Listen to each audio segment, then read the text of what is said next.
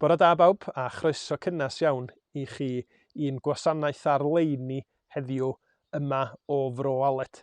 Dwi'n mawr obeithio bod chi gyd yn cael mis Awst dymunol ac ei ddiolch ar y pwynt yma I bawb sydd wedi cymryd rhan yn barod yn gwasanaethau ar-leini hyd yn hyn y mis yma tra dwi wedi cael rhyw fymryn o seibiant yn gael ei fantio. Mi fuon ni am gyfnod fel teulu yr ochr draw I Glawdd Offa, cael amser braf yn fanno. Ond wrth gwrs, pan da ni yn edrych ar y newyddion ar hyn y bryd, da ni yn ymwybodol bod hi'n gyfnod eitha cythryblus yn ein byd ni. Dim ond dros yr wsnos dwytha yma, da ni wedi clywed a gweld y lluniau erchyll o'r daeargryn yn Haiti a hefyd y cythrwfl difrifol sy'n yn Afghanistan. Ac wrth I ni weld a sylweddoli bod pethau felly yn digwydd yn y byd, da ni'n gallu ymateb mewn ffyrdd gwahanol yn dydan. Mae'n hawdd I ni allu digaloni, anobeithio yn y dryswch ac yn cwestiynu beth sydd yn digwydd. Neu yr ymateb arall sy'n gallu bod ydy, wel, dydy hwnna'n byd I wneud efo ni a'i anwybyddu fo. Ond tydi'r Beibl ddim yn annog y naill na'r llall o'r ymatebion hynny. Mae'r Beibl yn dangos I ni be ydy o I wynebu amseroedd digon anodd, boed o oherwydd beth sy'n digwydd o'n cwmpas ni neu yn bywyda yn hun. Ac dwi am ddarllen chydig bach o Salm 102 I ddangos un esiampl, dim ond un esiampl o sut mae'r Beibl yn dangos yn onast pa mor anodd mae hi'n gallu bod, ond eto sut mae ffydd a pwyso ar yr arglwydd yn gallu gwneud gwahaniaeth. Y mae fy ngelynion yn adnod 8, y mae fy ngelynion yn fy ngwawdio trwy'r amser, am gwatwarwyr yn defnyddio fy enw fel melltith. Rwyf yn bwyta lludw fel bara ac yn cymysgu fy niod a dagrau. Ac yna mae ffydd a'i ymwybyddiaeth o pwy ydy Duw yn taro yn adnod 12. Ond yr wyt ti, arglwydd, wedi dy orseddu am byth. A pheri dy enw dros y cenedlaethau. Byddi'n codi ac yn trigarhau wrth Seion. Y mae'n adeg I dosturio wrthi, oherwydd fe ddaeth yr amser. Ac fel da ni wedi clywed dros yr wythnos dwytha, mae'n briodol yn bod ni'n gweddio hefyd. Yn gweddio am yn byd ni, yn gweddio amdana ni'n hunin, am sefyllfa, yn gwlad ni, yn heglwys ni, yn teuluoedd ni, ond hefyd yn byd ni. Ond da ni'n gwneud hynny'n hyderus yn pwyso ar y Duw sydd yn llawn tosturi a thrigaredd. Ac da ni am gychwyn y gwasanaeth bore yma yn canu clod i'r Duw hwnnw sydd wedi dangos y fath dosturi, yn dangos y fath drigaredd a gras tuag ato ni yn Iesu Grist. 396 ydy'r rhif, yr emyn yn caneuon ffydd. Sicrwydd bendigaid Iesu yn rhan, hyn ydyw ernes nef yn y man. A'r iachawdwriaeth pryniant a wnaed, ganed o'r ysbryd golchwyd a'i waed.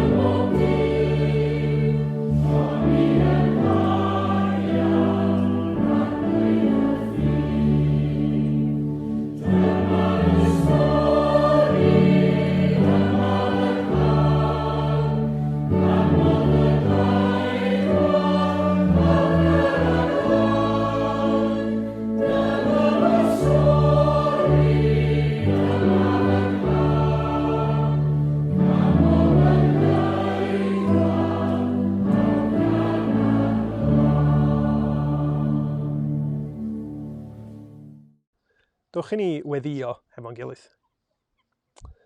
O Dduw ein Tad, da ni yn diolch bod gynnon ni reswm i lawenhau yno ti. Oherwydd bod Iesu wedi dod i'r byd, oherwydd bod dy fab di wedi ildio i fywyd mwyn cymodi ni ath y di dy hun, mwyn sicrhau bod y ffordd ar agor i ni gael dod ata ti fel tad a derbyn maddeuant a bywyd tragwyddol. Da ni'n diolch o arglwydd Dduw dy fod ti yn teyrnasu hyd yn oed heddiw, a da ni yn cyflwyno i ti y bobl sydd mewn amoda erchyll oherwydd y daeargryn yn Haiti, fel ac yr ydyn ni'n gweddio am y sefyllfa yn Affganistan hefo'r dryswch, y tensiwn a'r ofn ynglyn â be fydd yn digwydd nesaf. Da ni'n gofyn arglwydd y byddi di ar waith yn y sefyllfaoedd hynny ynghyd â yn bywyda ni sydd yn mynd trwy amgylchiadau anodd yn bersonol yn y cyfnod hwn. Rho i dy bobl yr heddwch o wybod pwy sydd ar yr orsedd. Arglwydd sicrha bod awdurdoda ac asiantaetha ac elusennau sydd yn gweithio i helpu pobl yn gallu gwneud y gwaith a cyrraedd at y bobl sydd mewn angen mewn da bryd. Arglwydd, rhoi ni galonna sydd yn barod i helpu pobl eraill, yn barod i weddio ac i bledio arno ti i dosturio. Arglwydd, da ni yn gweddio felly am dyfendith di ar yn gwasanaeth ni y bore yma, y byddi di yn eneinio dair di wrth i ni wrando, ac y byddwn ni wrth glywed am Iesu Grist a'i fuddugoliaeth, y byddwn ni yn dod trwy ysbryd glân i brofi mwy a mwy o lawenydd fydd yn effeithio ar yn bywyda ni a sut yr ydyn ni am fyw yn bywyda yn dy ddilyn di, yn tyfu mewn diolchgarwch, lawenydd a heddwch.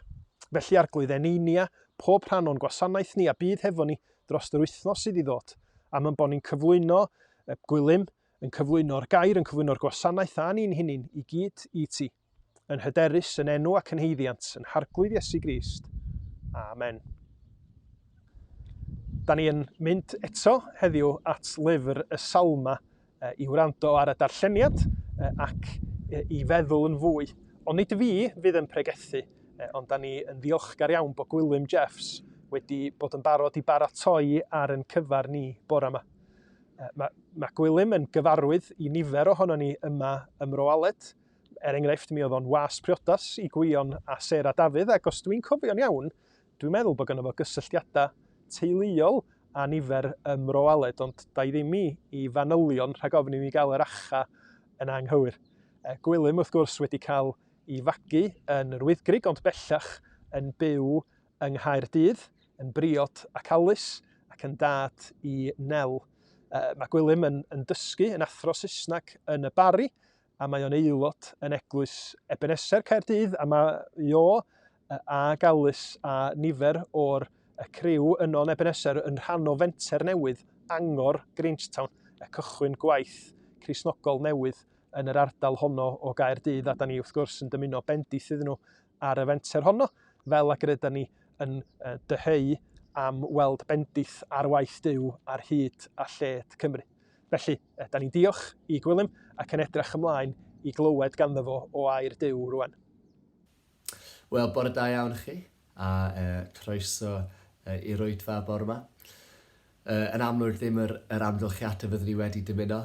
Dwi yn eistedd yma yn Caerdydd, mae'r glaw yn tywall lawr, ac mae'n ddrwg gen i na fedrai fod gyda chi y bore yma. Ond dwi edrych ymlaen at dydd pan fydden ni'n cael teithio yn hawdd eto ac yn saff. Ac yn y cyfamser mae o'n fraint gallu rhannu efo chi. Bore yma, yr hyn mae Duw di roed ar yng nghalon o'i air o. Dwi eisiau ni edrych ar llawenydd ac llawenydd y Cristion, a fel bod hyn yn wahanol i bob llawenydd eraill mae'r byd yn ei gynnig.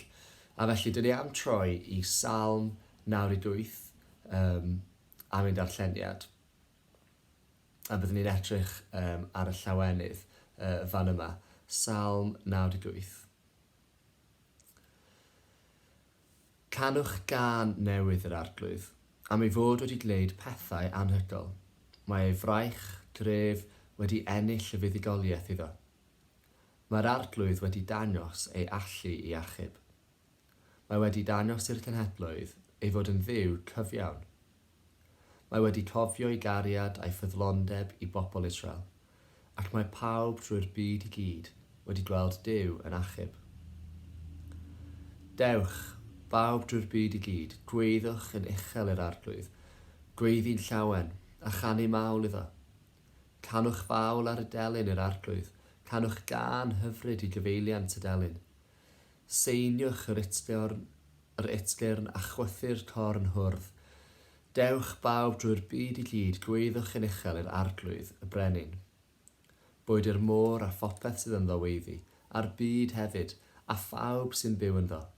Bwyd i'r afonydd guro dwylo, ac i'r mynyddoedd gan un llawen gyda'i gilydd o flaen yr arglwydd, achos mae o'n dod i roi trefn ar y ddaear. Bydd o'n barnu'r byd yn hollol deg, a'r bobloedd yn gwbl gyfiawn. A gadewch ni weddio. Dad, dyn ni yn diolch i ti bod ti yn dduw sydd yn gwneud pethau anhygoel. Bod ti yn dduw sydd wedi ennill y fuddugoliaeth.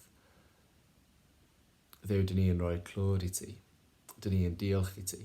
Dyn ni'n diolch am yr hyn ti wedi gwneud dros ni ar y groes. Dduw, ni'n diolch i ti am anfon dy fab. Ni'n diolch bod Iesu yn aberth perffaith ar ein mwyn ni. Dduw, ni'n diolch mae ynddo fe dyn ni'n cael un achubiaeth. Dyn ni'n diolch bod hyn i gyd trwy dy law di, trwy dy fraich gref di. A Dduw, dyn ni'n diolch i ti am yr holl bendithion ti yn arllwys arno ni.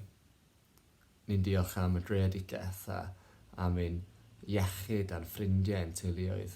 Dduw, ni'n diolch i ti am yr holl bethau dyn ni'n fwynhau o ddydd i ddydd ac falle'n cymryd yn ganiataol. Dduw, diolch bod ti yn gofalu amdano ni. Bod ti yn ein caru ni yn well na gallen ni ddechrau dychmygu. Bod ti yn ein nabod ni yn well na dyn ni'n nabod ein hunain.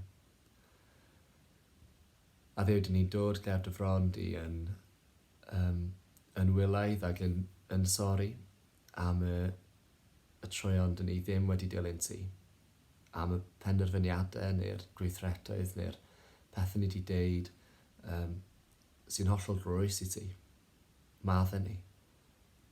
Sori am wneud beth dyn ni isio a ddim dilyn ti. A ni'n gofyn, Dduw, wneud i tynnu ni'n agosach at y ti. Dduw, wneud i dal ni'n agos. Dduw, wneud i glosio at ni. Dduw, wneud i llenwi ni hefo dy ysbryd di. Fel bod ni yn byw ac yn bod dy fwyn di. Dduw, dysgu ni be mae'n olygu i rhotio hefo ti. Yr actosatrwydd yna. Yr cymdeithas melys yna hefo ti, Dduw. Dduw, ni'n gofyn wneud i tynnu ni'n agos. Bydd gyda ni yr wythnos yma sy'n dod. Helpa ni i ddewis y llwybr cul ac i beidio gwrando ar llais y byd. Dduw, dysgu ni i roi ti yn gyntaf.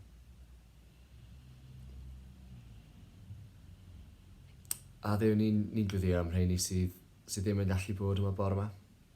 Ni'n meddwl am y rai sy'n sal neu sy'n ysbyty.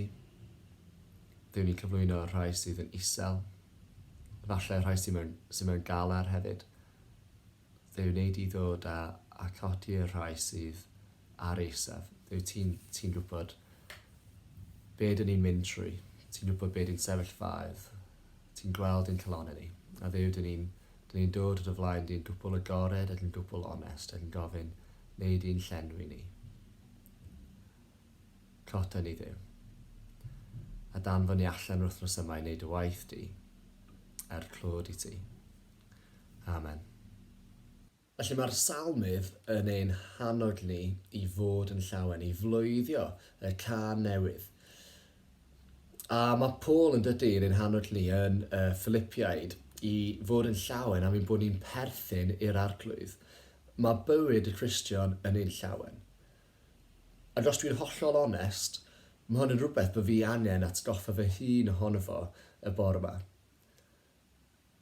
Dyn ni'n gwybod bod y flwyddyn diwethaf wedi bod yn un anodd i nifer o bobl, ac efallai bod yna rhan ohono ni sydd just wedi colli neu anghofio pethau'r llawenydd o fod yn Gristion. A felly wrth ni edrych trwy'r Salm yma, ac wrth ni fyfyrio ar be mae llawenydd y Cristion yn edrych fel, gobeithio fydd o'n anogaeth i chi, fel mae o wedi bod i mi, i gofio be sydd gyda ni i fod yn llawen amdano fo. Ac fel nad ydy llawenydd y Cristion yn debyg i unrhyw beth gall y byd cynnig. Bod na ddim byd mae'r byd i gallu cynnig sydd yr un mor anhygoel a'r llawenydd o nabod Iesu. Un pwynt pwysig cyn dechrau ydy, wrth gwrs, be ydy llawenydd? Achos dyn ni ddim yn golygu rhyw fath o ffals hapusrwydd fan hyn. Dyn ni ddim yn sôn am bod ni'n gwenu o hyd neu cracking jokes bob tro. Ond mae'n golygu dylen ni fel Cristnogion fod yn obeithiol, fod yn bobl sydd yn annog ein gilydd. Un o ffrwyth yr ysbryd ydy llawenydd, a felly wrth i ni gael ein trawsnewid i fod mwy fel Iesu Grist, wrth i'r ysbryd glân fod ar waith ynddo ni, i neud ni'n debycach i Iesu, wel, dyma un o'r traits, un o'r elfennau, cymeriadau sy'n dod yn fwy amlwg ydy'n bod ni'n bobl llawen. Ac un cymal dwi'n fod yn dod nôl at fo yw'r ffaith mae dim ond closio at Iesu a'i ddilyn o yn ddyddiol sy'n dod â llawenydd. Dim ond closio at Iesu a'i ddilyn o sy'n dod â llawenydd. So pethau sydd ddim yn dod â llawenydd, dydy prysurdeb na effeitholrwydd, bod y byd yn gweld hein fel pethau i lawenhau ynddyn nhw, ddim nhw sy'n dod â llawenydd sy'n para. Ddim eiddo na arian daw â llawenydd. Dim statws, dim parch gan bobl eraill, dim yn hamddennu neu unrhyw ddoniau, dim deallusrwydd na doethineb, a dim hyd yn oed crefydda neu gweithredoedd da, neu hyd yn oed diwinyddiaeth gadarn. Daw'r pethau yma ddim â llawenydd ar ddiwedd y dydd. Dim ond closio at Iesu a'i ddilyn o'n ddyddiol sy'n dod â llawenydd.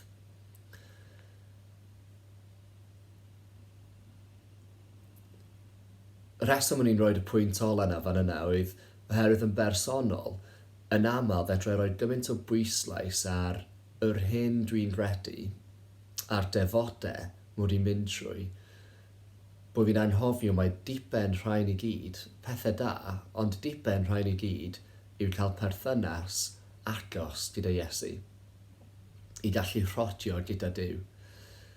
Bod ein cerddetiad ni a'n bywyd ni yng nghwmni Iesu. Dyna di'r pwynt o'n defodau ni, neu dyna di holl bwynt ein diwinyddiaeth ni, yw i fod yn agos i ac i ddeallt Iesu. Ac o'n i'n meddwl am y merched wrth y bedd ar fore'r Pasg. Pam bod nhw'n llawen? Be oedd yn achosi nhw i fod yn llawen? Wel, maen nhw'n gweld Iesu, yr un o'n nhw'n i garu fwy na dim yn fyw ac yn siarad hefo nhw. Mae'r perthynas yna, mae cael bod hefo Iesu yn gwneud nhw yn llawen. Ddim i diwinyddiaeth nhw oedd hynny. Ddim achos bod dwi ddim hyn o dy meddwl bod wedi croesi meddwl nhw, achos bod Iesu wedi atgyfodi, mae'n golygu byddwn ni'n atgyfodi. Dwi'n meddwl oedd hynny gyd hyn o wedi croesi meddwl nhw, ond nhw ddim wedi cysidro'r goblygiadau. I nhw, y ffaith bod Iesu yn fyw, a gyda nhw, bod nhw'n gallu bod hefo Iesu y person, Dyna oedd ffynhonnell eu llawenydd nhw.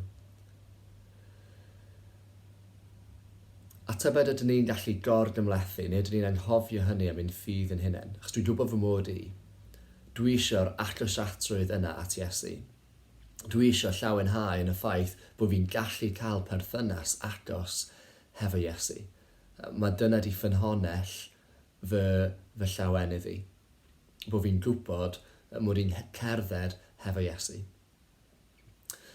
Felly ddewch ni weld be mae'r salmydd yn dweud am llawenydd, a gadewch ni gysidro yr hyn mae hynny'n gallu ei olygu ar ein bywydau ni. Felly mwyn cadw pethau yn syml, dwi wedi trio meddwl am 2 pen i'r bregaeth yma. I gyd yn dechrau efo by, ond dwi wedi bod yn twyllio hefo'r un olaf. Felly, pwynt cyntaf ddim edrych ar yw blwyddio. Bod y salmydd yn galw arnyn ni flwyddio a moli y Duw, a llawenhau yn yr hyn mae Duw wedi wneud.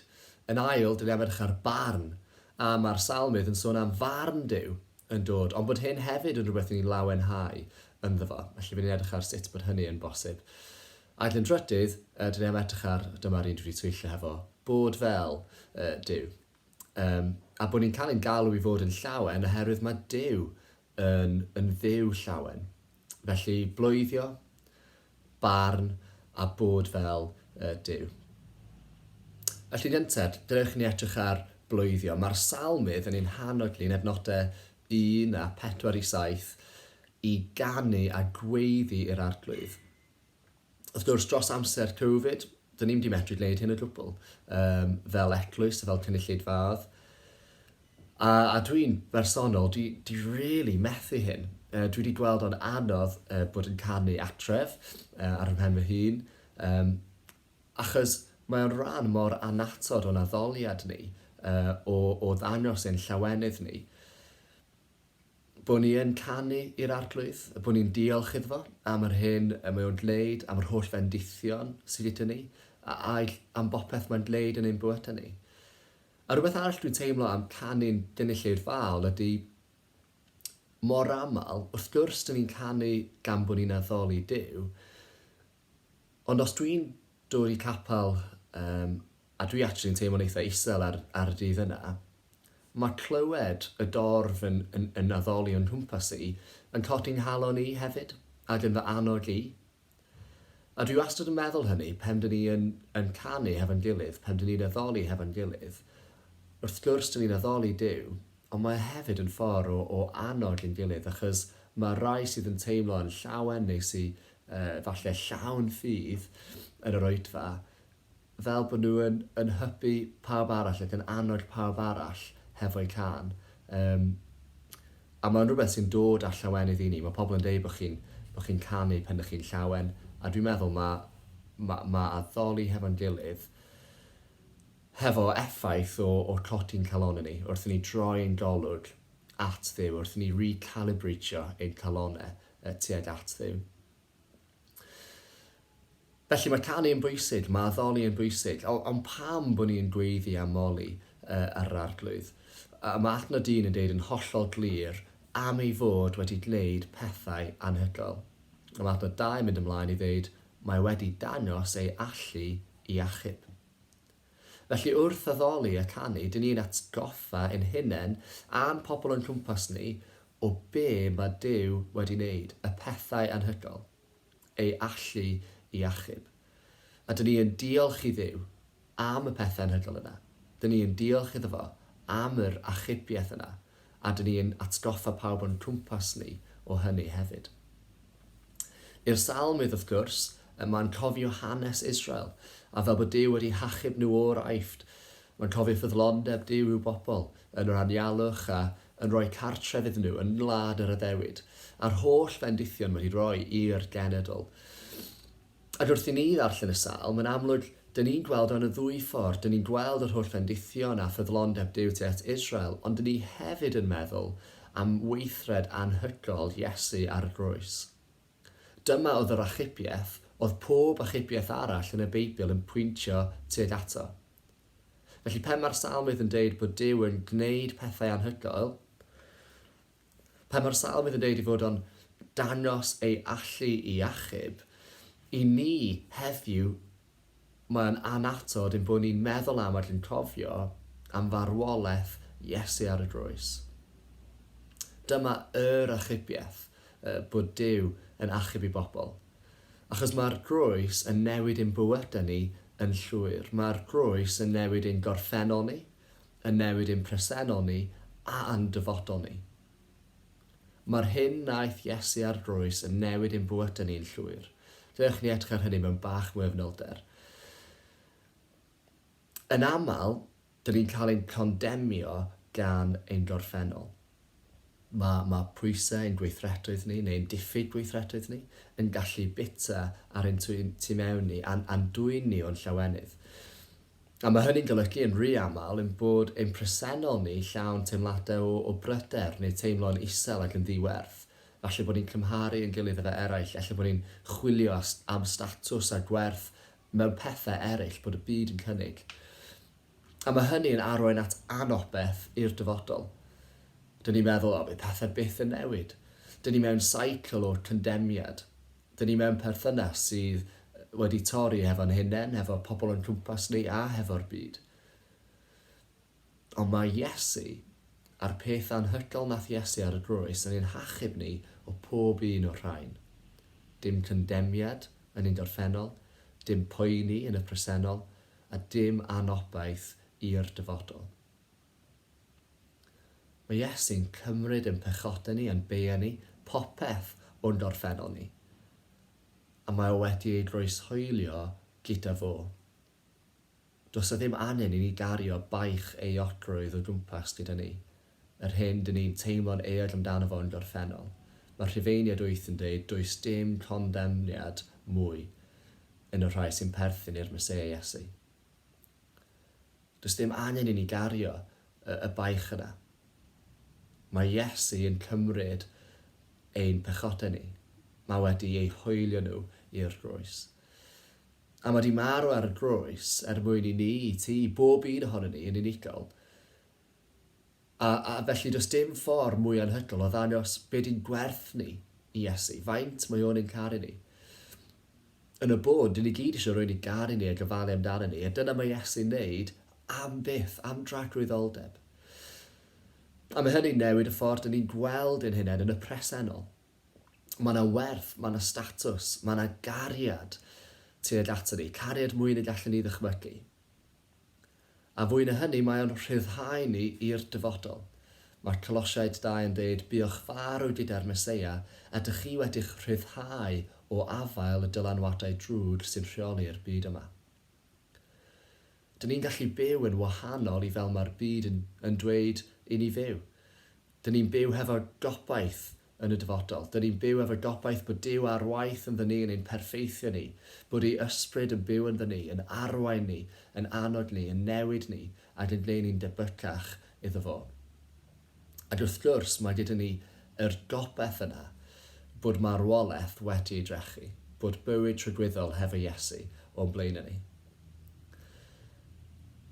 Felly dim ots am ein gorffennol ni, dim ots am ein amgylchiadau presennol ni, dyn ni'n gallu cerdded llwybr bywyd hefo un sy'n ein caru ni, sydd yn gofalu amdano ni, sydd yn paratoi lle ar ein cyfer ni, a mae hynny yn obaith cadarn, sicr, nad oes neb yn gallu cymryd i ffwrdd ohono ni.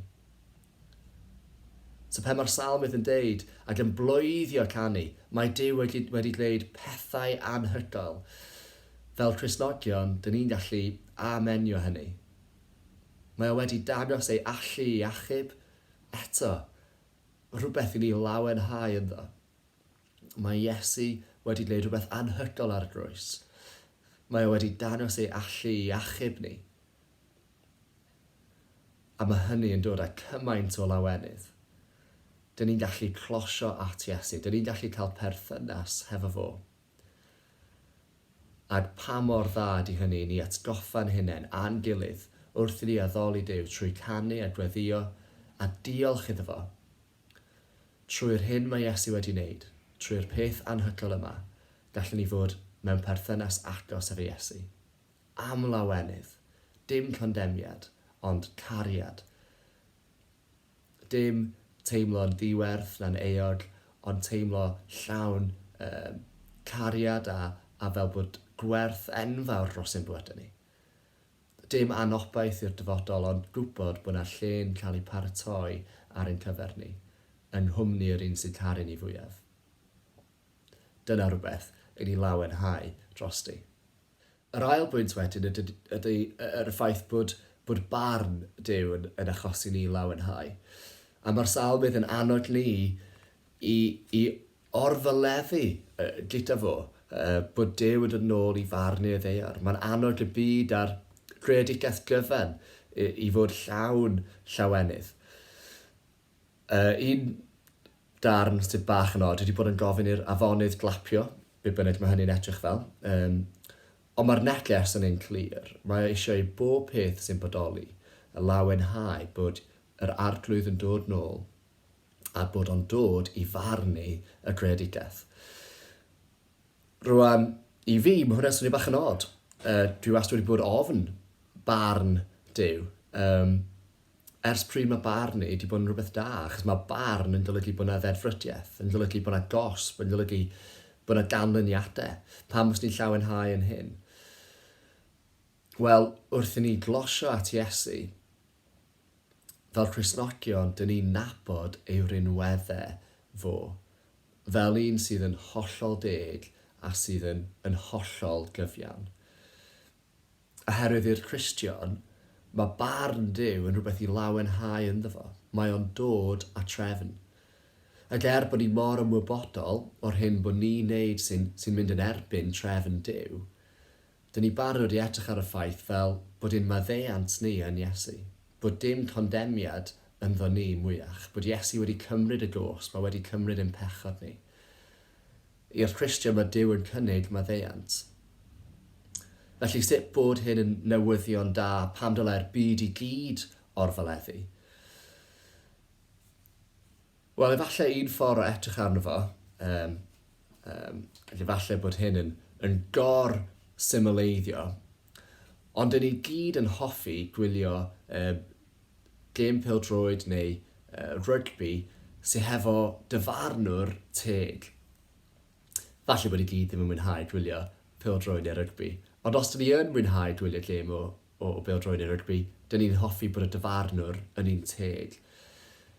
Oherwydd, mae'n golygu bod y gêm yn well bod pob chwaraewr yn ymwybodol bod o'n gallu chwarae gorau gellid o, oherwydd bydd y barnwr yn pigo fyny ar unrhyw gamweddau. Bydd pob camwedd yn cael ei cosbi. Ac efallai bod hyn yn golygu rhai o'r camweddau sydd ddim yn amlwg hyd yn oed. Mae'r TMO neu yr video official, y video referee, yn cael gweld ac edrych yn ôl drost be cafodd ei chwarae ac yn gwneud penderfyniad wedyn. Ond does na ddim get away.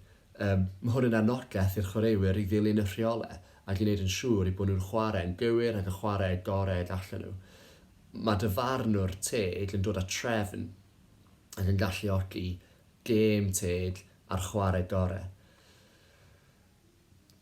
Rwan, delwedd yn unig di hynny, ond dyn ni gyd yn ymwybodol o anhegwch ac anghyfiawnder enfawr yn y byd o'n cwmpas ni.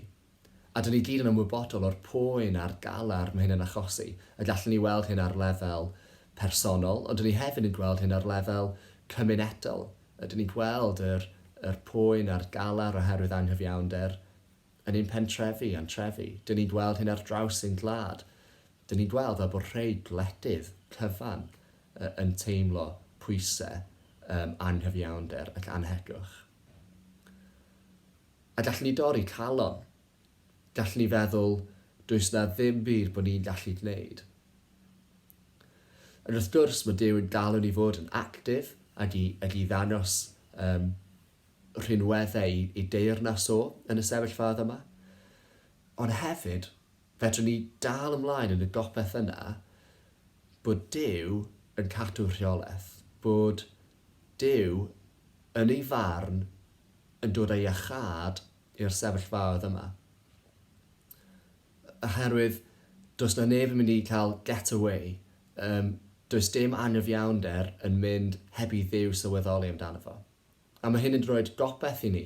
Tra bod ni'n gweithredu yn amlwg i geisio atal anghyfiawnder yn ein cymunedau yn y byd, bod Duw hefo calon mwy na ni dros gweld cyfiawnder, oherwydd mae o yn farnwr sydd yn hollol deg ac yn hollol gyfiawn.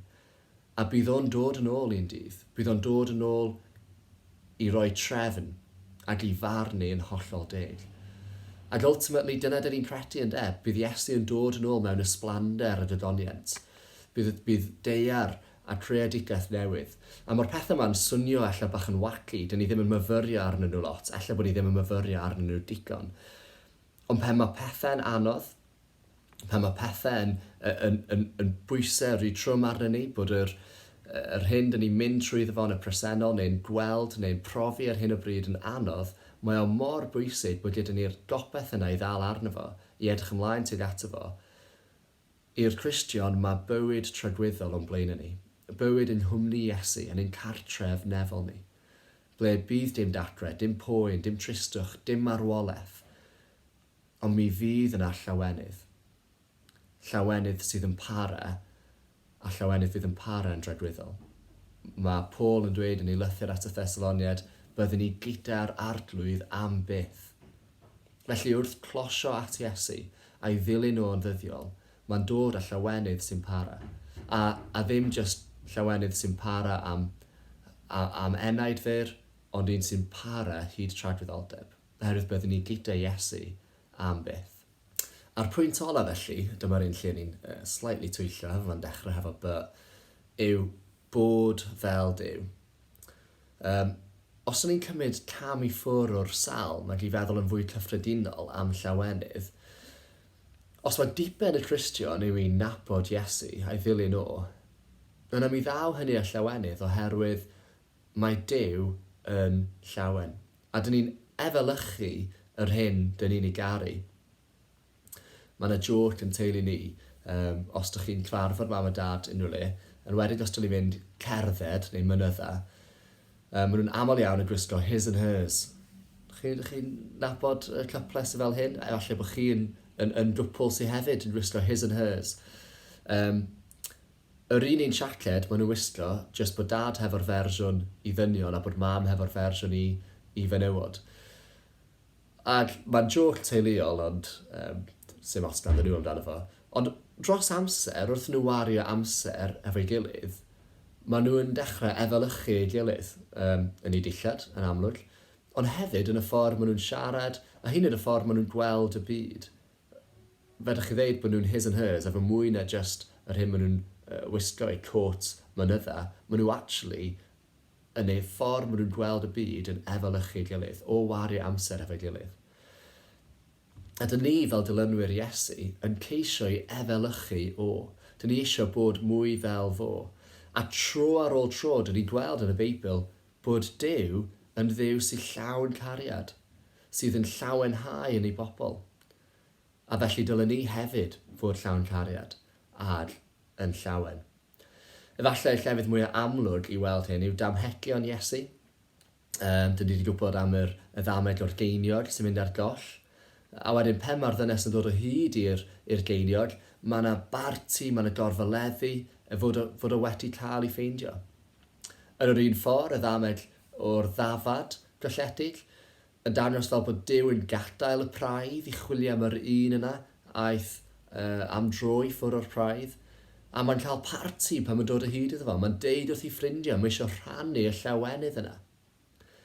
A wrth gwrs, allai dameg mwyaf adnabyddus wedyn ydy dameg y mab a frathlon, lle mae'r tad oedd yn meddwl fod ei fab o wedi marw a bod o wedi golli am byth, yn rhedeg lawr y ffordd i'w cyfarfod, yn ei gyfleidio, ac yn dathlu yn llawen i fod o wedi dod yn ôl atref efo un o'r partion mwyaf dyn ni'n weld.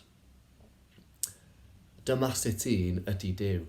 Mae o'n un sydd yn llawenhau. Mae o'n un sy'n dathlu.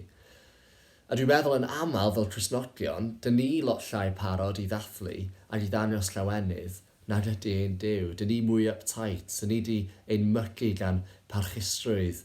A mae angen i ni gofio a cytio yn y llawenydd bod ni'n gweld Duw yn arddangos. Achos dyn ni'n ceisio bod mwy fel fod, dyn ni'n trio i efelychu o.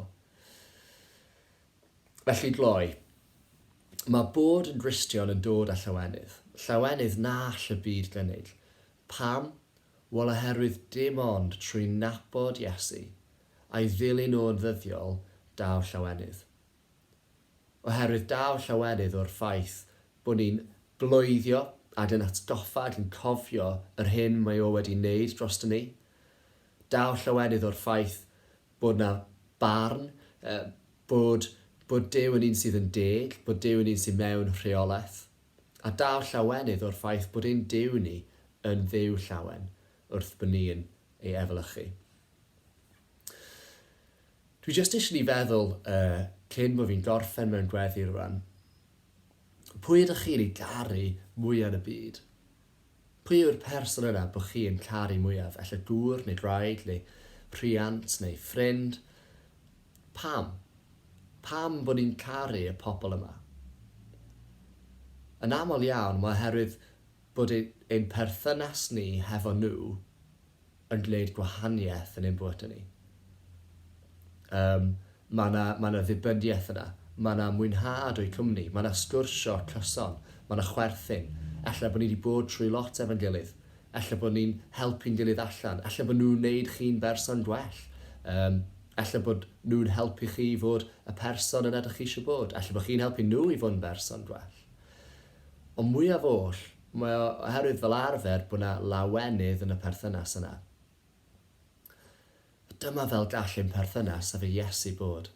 Perthynas clos. A os dwi'n onest, mae hwn yn her i fi. Mae hwn yn rhywbeth dwi'n really stryglo hefo. Dwi eisiau'r actosatrwydd yna. Dwi eisiau dibyniaeth yna ar Iesu Grist, y person. Bod fi'n siarad hefo fo, bod fi'n rhodio hefo fo, bod fy mywyd i'n edrych fel un o gerddediad clos hefo Iesu. A mae Paul yn deud yn Philippiaid, yr unig beth dwi eisiau ydy nabod y Meseia yn well. Yr unig beth dwi eisiau. A felly her i chi, ag i fi, gadewch chi hwn fod yn weddi i ni dros yr wythnosau nes yma. Dwi'n meddwl bod hwn yn waith anodd. Efallai bod rhaid ni'n meddwl, dwi wedi trio cael y perthynas agos yma fe Iesu. Mae mor anodd, dwi'n trio cofio wyddio, neu nes i anghofio ddoe, a mae'r plant yn cymryd fy sylw i, a mae'r gwaith yn rhy flinedig. Efallai bod y salwch yma yn ormod. A dwi'n meddwl bod o'n anodd, a dwi'n typio bod o'n life's work i rodio hefo Duw. Ond chi gwybod be, mae hynny'n iawn gynnau. Oherwydd dyma Cristnogaeth yn ei hanfod, bod ni yn nabod Iesu a'i gario fel person. Oherwydd i fi, dyma lle dyn ni yn mynd i gael llawenydd. Trwy nabod Iesu Grist, trwy ddilyn o, a trwy rhotio hefo fo trwy'n bywydau. Yr unig beth dwi eisiau ydy nabod y Meseia yn well. Dylewch chi ni ddweud yr un fath a Paul felly. Yr unig beth dwi eisiau ydy nabod y Meseia yn well. Felly, dyn ni yn blwyddio am ddaioni Duw am yr hyn mae o wedi wneud dros ni. Dyn ni yn llawenhau yn y barn, oherwydd mae'n dangos bod Duw mewn rheolaeth. A dyn ni yn ceisio bod fel Duw. Mae Duw yn dduw llawen, a dyn ni hefyd eisiau fod yn bobl sydd yn llawenhau. Gadewch i ni ddiolch i gloi roedfa trwy weddio.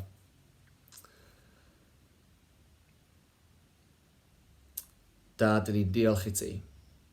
Ni'n diolch i ti am yr holl fendithion ti'n rhoi i ni. Ddew, ni'n diolch bod ti yn un sydd wedi'n hachub ni. Ddew, ni'n diolch bod ti yn caru ni cymaint, a ddew ni'n gofyn nid i helpu ni i ymateb drwy dy geisio di. Ddew, dlaen calonau ni'n agored i glywed y lais di, hyn oed bore yma. Ddew, ni'n gofyn i ti fod ar waith ynddo ni. Danfon ni allan i'n cymunedau ni at ein cymdogion ni, a'n ffrindiau ni, a'n teuluoedd ni, llawn o dy lawenydd di. A bwyd i hwn ddim bod yn rhywbeth ffals, ddew, ond rhywbeth sydd jyst yn dod mor naturiol o dy nabod di yn agos. Ddew, dyna dyn ni isio. Dyn ni isio dy nabod di yn well. A ddew, am her, yr unig beth dwi eisiau ydi nabod y Meseia mae Paul yn deud. Ddew helpu ni fod o'r un meddwl â Paul. Rho'r un dyheuad yma ar ein calon ni, o dy nabod di yn well a dy geisio di bob dydd. A ni'n gofyn hyn clod i den y di. Amen. Gai ddiolch i Gwilym am y gair yna o anogaeth i ni, wrth iddo fo choelio'n sylw ni ar y lawenydd sydd yn dod i ni wrth adnabod Iesu Grist yn well o ddydd i ddydd.